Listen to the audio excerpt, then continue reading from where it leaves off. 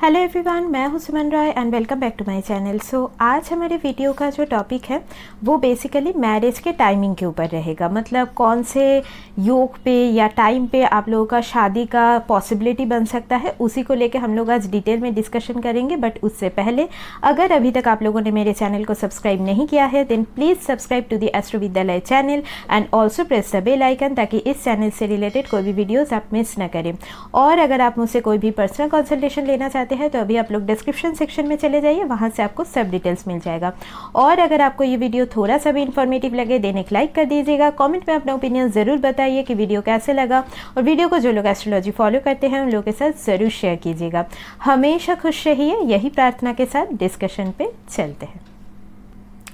तो अभी देखिए हम लोग टॉपिक पे यहाँ पे ज़रूर जाएंगे, बट उससे पहले कुछ देर तक ना मैं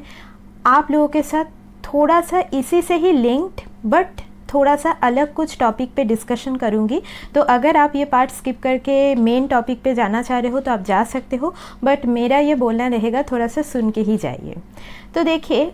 अभी आजकल जैसे कि एक टॉपिक बहुत ज़्यादा मैंने देखा है कि ट्रेंड में आ रहा है कि लाइक विल ही और शी कम बैक और will your ex partner come back. तो ये कुछ क्वेश्चंस है जो मेरे पास भी आ रहा है, और ये सिर्फ शादी से पहले नहीं, शादी के बाद भी सपोज़ बहुतों के पार्टनर ने उनको छोड़ दिया है बट वो उनको भूल नहीं पा रहे हैं। तो ऐसे सवाल मेरे पास भी आ रहा है।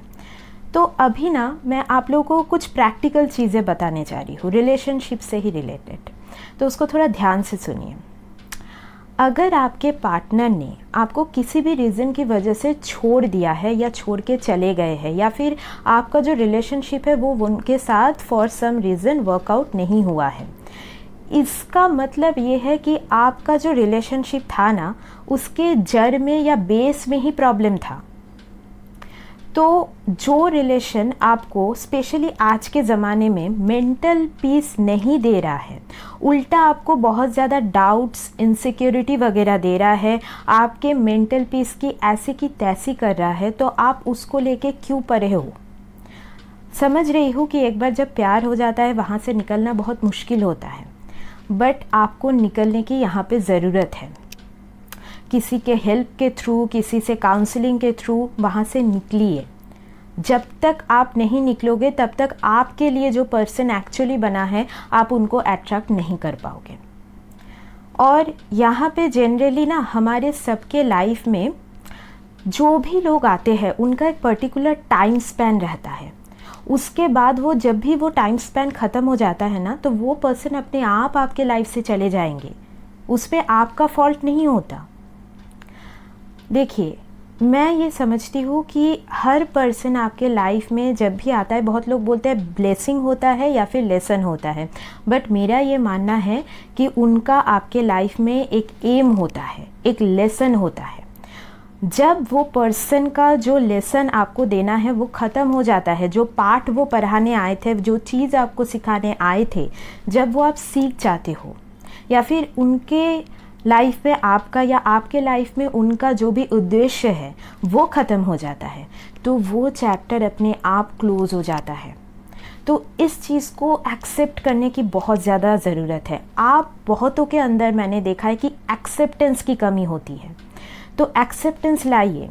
बिकॉज़ ये आप जितना उनके लिए सोचोगे, जितना आप उस पुराने रिश्ते में अटके रहोगे, ये आपका जो फिज़िकल और मेंटल हेल्थ है ना उसको ख़राब करते चले जाएगा। जब भी कोई पर्सन या उनका वाइब्स आपके लिए अच्छा नहीं होता ना तो आपका बॉडी वहाँ पे या जो मेंटल हेल्थ है वो सिग्नल देना स्टार्ट कर देता है, तो उसको पहचानने की बहुत ज़्यादा ज़रूरत है। और देखिए सोलमेट्स की बात आई तो आप सभी मेरे सोलमेट्स हो, बिकॉज़ आप लोगों के साथ मैं कनेक्ट कर पाती हूँ और आप लोग मेरे साथ, तो मैं भी आप लोगों की सोलमेट हूँ। तो इसी वजह से मुझे लगा कि ये गाइडेंस आप लोगों के तरफ मुझे पहुँचाना था इस वीडियो के थ्रू, तो मैंने पहुँचाने की ट्राई किया है। बिकॉज़ हर एक को जा के तो मैं नहीं बोल सकती, तो इसीलिए मैं आप सभी को ये चीज़ रिक्वेस्ट कर रही हूँ कि ये जो आप अगर किसी की भी मतलब मेमोरीज़ में बहुत ज़्यादा अटके हुए हो, या फिर आप निकल नहीं पा रहे हो, या फिर खुद को प्यार नहीं कर पा रहे हो, तो ये चीज़ अपने लाइफ में वापस लाइए। अपने ऑरा या अपने जो पर्सनैलिटी है उसके ऊपर काम कीजिए। ठीक है, अभी चलते हैं मेन टॉपिक पे। तो अभी देखिए, मैंने यहाँ पे थोड़ा बहुत आप लोगों को कुछ चीज़ों के बारे में समझाने की कोशिश की है, और यहाँ पे आई होप कि आप इस चीज़ के ऊपर काम करना स्टार्ट करोगे। और अगर आपको ऐसा लगता है मैंने कुछ गलत बोला है, देन उसके लिए मैं यहाँ पे हाथ जोड़ के माफ़ी मांग रही हूँ। ठीक है, और अभी हम लोग टॉपिक पे चलते हैं। अभी देखिए, मैरिज टाइमिंग के अनुसार मैं कुछ रूल्स यहाँ पे बताऊँगी जो अपने हॉरोस्कोप में आपको देखना है। यहाँ पे पहले तो ये बात है कि मैरिज का जब भी टॉपिक निकला है, स्पेशली टाइमिंग से रिलेटेड, तो आपको अपने हॉरोस्कोप में देखना है कि आपके हॉरोस्कोप में कहीं लेट मैरिज का योग तो नहीं है। तो अगर सपोज़ दशा वगैरह आ भी जाए, फिर भी रिलेशनशिप भी हो लाइफ में, बट वो शादी तक कन्वर्ट नहीं होती है अगर आपके हॉरोस्कोप में लेट मैरिज का योग है। अब लेट मैरिज के ऊपर मैंने वीडियो बनाया था, मैं उसका लिंक दे दूंगी, बट फिर भी मैं यहाँ पे थोड़ा बहुत बोल देती हूँ कि किसी का अगर सपोज 7th हाउस या 7th लॉर्ड बहुत ज़्यादा मैलिफिक इन्फ्लुएंस में है, मतलब राहु केतु या सैटर्न के इन्फ्लुएंस में है, या फिर डीके प्लैनेट जिसे हम दारक आरका बोलते हैं, उसका कंडीशन बहुत ख़राब हो चुका है नवमशा में भी, तो यहाँ पे कई बार लेट मैरिज का योग बन जाता है। ठीक है, तो पहले ये चीज़ आप बिल्कुल देख लीजिए, उसी के बाद टाइमिंग पे जाइए। तो अभी फर्स्ट रूल देखिए यही होगा कि आपका अगर 7th लॉट का D1 चार्ट का मैं बोल रही हूँ, 7th लॉट का अगर महादशा अंतरदशा चल रहा है तो यहाँ पे शादी का एक योग बन जाता है। सेकंड पॉइंट ये रहेगा कि अगर आपका सपोज़ यहाँ पे वेनस का महादशा अंतरदशा में आप हो, तो भी वो एक मैरिज का योग बना देता है, टाइमिंग का एक योग बना देता है। वेनस राहु या राहु वेनस का अगर आपका योग चल रहा है, मतलब दशांतर दशा में आपको ऐसा कॉम्बिनेशन मिला है, तो इसमें भी कई बार शादी का टाइमिंग निकलता है। थर्ड पॉइंट मेरा ये होगा कि सपोज़ अगर आपके 8th हाउस में कोई प्लैनेट बैठा है और वो 2nd हाउस को एस्पेक्ट कर रहा है ऑब्वियसली, या फिर 2nd हाउस में बैठा हुआ कोई प्लैनेट का यहाँ पे दशांतर दशा में आप हो, और वो अगर किसी भी तरीके से आपके 7th हाउस या 11th हाउस को लिंक कर रहा है, 11th हाउस को मेनली, बिकॉज 11th हाउस आपके विश फुलफिलमेंट का हाउस होता है, तो 11th हाउस को कनेक्ट करना बहुत इंपॉर्टेंट है। अगर शादी का टाइमिंग आप देख रहे हो तो इस हिसाब से कई बार उस दशा अंतरदशा में, मतलब 8th हाउस में जो प्लैनेट है या 2nd हाउस में बैठा हुआ जो प्लैनेट है, उसके टाइम पे भी शादी होती है।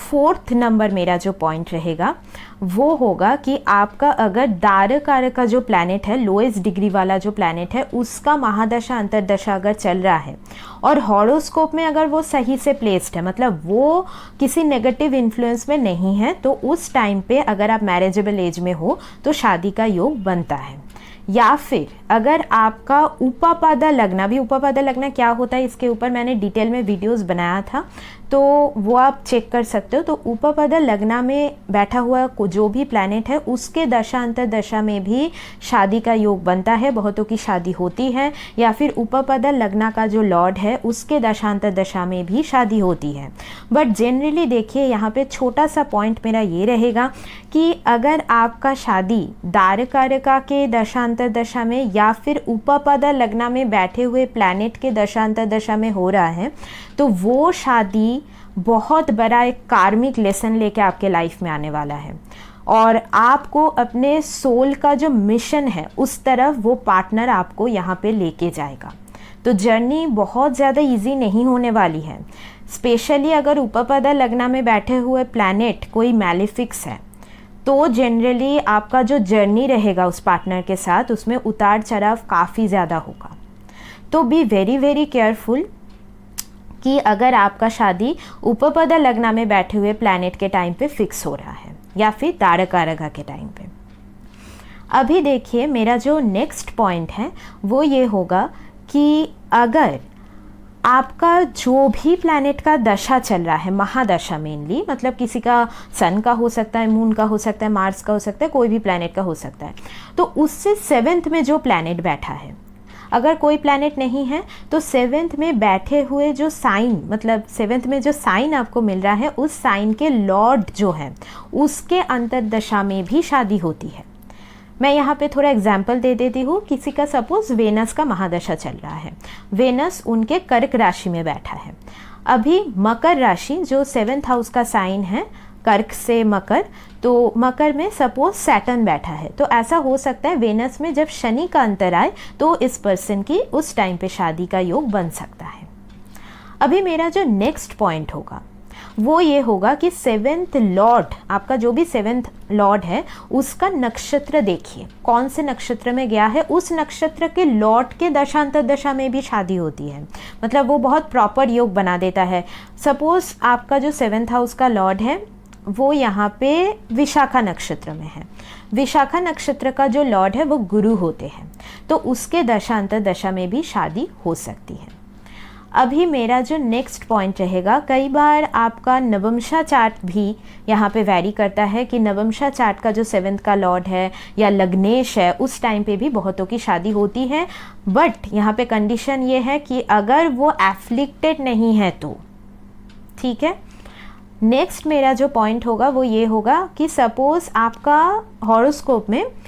एक ऐसा प्लैनेट है ना जो बहुत स्ट्रांग है, मतलब नवमशा में जाके भी वो वर्गोत्तम हो गया है या एग्जॉल्टेड हो गया है, तो कई बार बहुत ज़्यादा स्ट्रांग जो प्लैनेट होता है उसके टाइम पे भी शादी होती है। नेक्स्ट मेरा जो पॉइंट होगा वो ये होगा कि तिथि, आपका जो तिथि लॉर्ड है, हम लोग इससे पहले डिस्कस किए थे, तो तिथि लॉर्ड के दशांतर दशा के ऊपर भी बहुत ज़्यादा शादी का जो टाइमिंग है वो वैरी करता है। तो ये कुछ कुछ सूत्र हैं जो आप फॉलो करके यहाँ पे देख सकते हो कि आपका शादी का टाइमिंग आया है कि नहीं आया है। और यहाँ पे देखिए गोचर या ट्रांजिट, ये तो बहुत ज़्यादा महत्वपूर्ण रहेगा ही। ट्रांजिट मैंने इस वीडियो में इंक्लूड नहीं किया है बिकॉज ये मैं किसी और वीडियो में डिस्कस करूँगी, बट ट्रांजिट को भी दशा के साथ साथ देख के ही और फुल आपका जो हॉरोस्कोप है वो एनालिसिस करने के बाद ही यहाँ पे आपको टाइमिंग मिलेगी। तो बहुत ज़्यादा इजी प्रोसेस ये नहीं होता। और देखिए यहाँ पे मैं थोड़ा थोड़ा कुछ आपको टिप्स दे देती हूँ वीडियो के लास्ट में, जो कि ये है कि सपोज़ किसी का शादी अगर शनि के दशांतर दशा में हो रहा है तो आप समझ लो ना कि वो पार्टनर ना बहुत ज़्यादा कार्मिक पार्टनर होंगे उनके, और जो शादी होगा या रिश्ता होगा उसमें उसके बाद ही उनके करियर में कुछ चेंज आ सकता है या रिस्पॉन्सिबिलिटी और इंक्रीज़ होंगी, तो स्टेबिलिटी भी रहेंगी शादी के बाद। बट शनि रिलेटेड जो जो स्पेशली प्रोफेशन या आपका सपोज कोई भी जो कार्मिक लेसन है ना वो उस पार्टनर के साथ कनेक्टेड है, वो उस मैरिज के साथ कनेक्ट हो जाएगा। तो इसीलिए शनि के टाइम पे अगर आपका शादी फिक्स हुआ है तो इस सारी चीज़ों के लिए आप रेडी हो जाओ। और सपोज देखिए शनि कई बार पीड़ा का भी कारक होता है, रोग को भी दर्शाता है, तो कुछ बैड इंसिडेंट्स वगैरह भी यहाँ पे शादी के तुरंत बाद आपको मिल सकता है। तो इसीलिए मैं बोलती हूँ मैलिफिक प्लैनेट का अगर दशांतर दशा चल रहा है तो उस टाइम पे शादी जितना हो सके आप अवॉइड करो। सपोज किसी ने राहु के टाइम पे शादी किया, तो राहु एक ऐसा प्लैनेट है ना कभी स्टेबिलिटी नहीं देता, हमेशा उसका ups and down sudden transformation चलता रहता है, इल्यूशंस वो पैदा करता रहता है। तो इसी वजह से ना राहु के टाइम पे अगर आपकी शादी हुई है तो आपके शादी में ना लाइक वो चीज़ें आप नोटिस करोगे कि sudden changes, sudden transformation, partner को सपोज फॉरेन जाना पड़ गया, आपको फॉरेन जाना पड़ गया, तो सडन कुछ ना कुछ आप दोनों के बीच डिस्टेंस आ गया, तो पार्टनर के नेचर में सडन चेंजेस। तो ये कई बार आपका राहु 7th हाउस में हो चाहे ना हो, बट अगर राहु के टाइम पे आप लोग शादी कर रहे हो ना तो राहु लाइक जो भी क्वालिटीज़ हैं वो कहीं ना कहीं आपके शादी और पार्टनर के साथ जुड़ जाएगा। बिकॉज एक चीज़ याद रखना, जिस टाइम पे आप ना शादी कर रहे हो आपका शादी का जो फ्यूचर है ना वो उस प्लैनेट के हाथ में आप दे रहे हो। बिकॉज एक जो पेड़ होता है उसका जड़ या मूल जो होता है ना वो बहुत इंपॉर्टेंट होता है। वो अगर आप लाइक बैड टाइमिंग पे स्टार्ट कर रहे हो तो यहाँ पे ना जो रिज़ल्ट है वो आउटकम है ना वो बहुत शुभ नहीं निकल के आता। और सपोज़ किसी ने केतु के टाइम पे शादी किया तो शादी के बाद सडन ट्रांसफॉर्मेशन, डिटैचमेंट पार्टनर से हो सकता है, या बहुत ज़्यादा केतु ना चीज़ों को काटने का काम करता है, सीजर की तरह काम करता है, तो पार्टनर को सडन एंगर बर्स्ट होना, ऐसा भी हो सकता है, आपके अंदर भी वो चीज़ हो सकती है, या बहुत ज़्यादा स्पिरिचुअलिटी का इंक्रीज़ हो जाना कि मतलब इंटरेस्ट ही ख़त्म हो जाए शादी की तरफ, तो ऐसा कई बार देखा जाता है। तो केतु के टाइम, सैटर्न और राहु, ये 3 प्लैनेट के टाइम पे अगर आप शादी कर रहे हो ना तो बी वेरी वेरी केयरफुल। और सपोज़ कोई किसी ने सन के टाइम पे शादी किया, मून के टाइम पे किया, तो ये प्लैनेट्स ना हमेशा इनके मैरिड लाइफ के साथ कनेक्टेड हो जाएगा।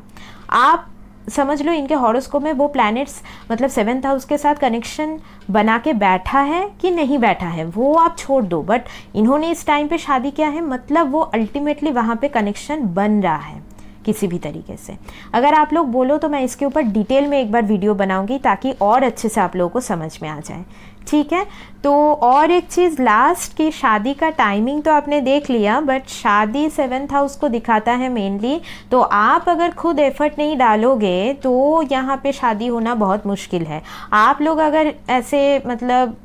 सोचोगे कि कोई ऐसे आएगा मुझे लेके जाएगा, ऐसा नहीं होने वाला, बिकॉज 7th हाउस कहीं ना कहीं शनि का डोमेन है, या फिर मैं बोल सकती हूँ शनि जो एग्जॉल्टेड होते हैं लिब्रा के साइन में, तो इसीलिए शनि अगर यहाँ पे लिब्रा साइन में एग्जॉल्टेड हो रहा है मतलब आपको खुद को भी एफर्ट डालना पड़ेगा, पार्टनर को यहाँ पे ढूंढने में बोल लीजिए या फिर उनके साथ रहने में, पूरे आपके डोमेस्टिक लाइफ में भी आपका एफर्ट बहुत मैटर करेगा, ठीक है। तो आज का जो डिस्कशन है वो यहीं तक रखते हैं, मिलते हैं नेक्स्ट वीडियो में, तब तक के लिए take care and bye bye.